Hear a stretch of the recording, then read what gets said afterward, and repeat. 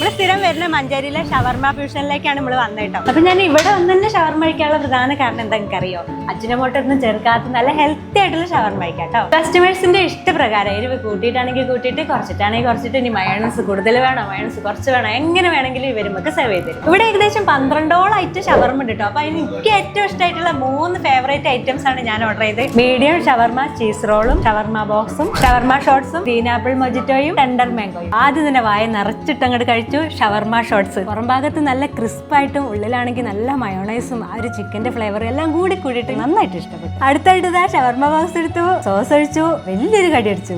വീണ്ടും കഴിക്കാൻ തോന്നിയേ. നല്ലൊരു ടെൻഡർ മാംഗോയും കൂടി എടുത്തണ്ട് കുടിച്ചോക്കി.